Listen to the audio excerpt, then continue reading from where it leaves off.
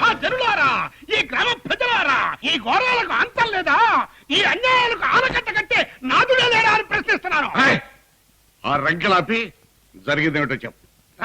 అయ్యో అమ్మో, ఈ రోజు పొద్దున్నే లెగిసి ఎవరి ముఖం చూశారో ఏమో. గొప్పదేసి నీ ముఖమా డాడీ?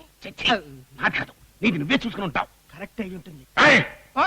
పంచాయతీ ఎందుకు పెట్టించావో చెప్పంటుంటే ఏమిటా కొనుగుడు? ఆ పాయింట్ గా వస్తున్నాను రాయుడు గారు.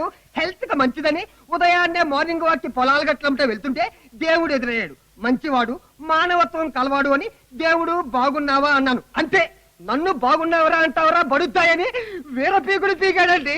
అక్కడికి అడిగాను, దేవుడు నన్ను ఎందుకు కొడుతున్నావయ్యా అని. ఆ మాటకు రెచ్చిపోయి నన్ను గొడ్డును బాధట్టు లెఫ్ట్ రైట్ ఫ్రంట్ బ్యాక్ వీర కొట్టుని కొట్టాడండి. ఆఖరికి కొట్టకూడదు చోటు అబ్బా. అబద్ధాలు చెప్పుకో. కొట్టానంటే మొహం పచ్చడైపోద్ది. పచ్చడవుద్ది. ఇంకా ఏం మిగులుందని పచ్చడవుద్ది. ఎరా దేవుడు, వాడు చెప్పింది నిజమేనా? కొట్టావా? కొట్టాను. ఎందుకు కొట్టావు? చెప్పను. అయ్యో, నేను చెబుతున్నాను కదండి, బాగున్నావా అన్నాను, బాధేశాడంతే.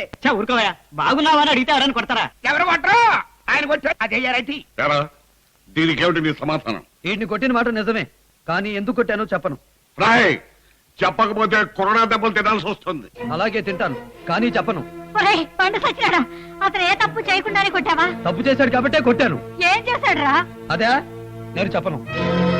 అది కాదరా, అసలు ఎందుకు కొట్టావో అందరికి తెలియాలి కదా. ఇంకా ఏంటని తెలిసేది? వాడికి ఒళ్ళు కోపెట్టి కొట్టాడు, ఒళ్ళు బలిచి కొట్టాడు. ముందు ఒరే గంగరాజు, నువ్వు ఊరికే రెచ్చిపోకు. అవసరంగా మాట్లాడుతున్నాడుగా. ఏంటండి ఆయన మాట్లాడేది? ఏంటి మాట్లాడేది? ఎలా కొట్టావా? ఎక్కడ కొట్టా? ఎలా కొట్టావా? ఎప్పుడు కొట్టా? ఎలా కొట్టావా? ఎట్ట కొట్టా అని నాచుతారేంటండి? అంటే వాళ్ళ మనిషికో న్యాయమును, మా మనిషికో న్యాయమును. గంగరాజు, తొందర పెట్టిన సార్. అంతేనండి, మేమేం మాట్లాడకూడదు. బాబు మాకు న్యాయం చేయి తండ్రి అని అడగకూడదు.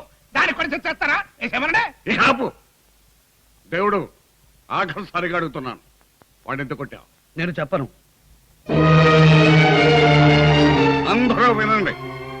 ఒక మనిషిని అకారణంగా కొట్టినందుకు గాను మన ఊరి ఆనవాయితీ ప్రకారం ఈ దేవుడికి 50 కొరడా దెబ్బలు శిక్షగా విధిస్తున్నాను.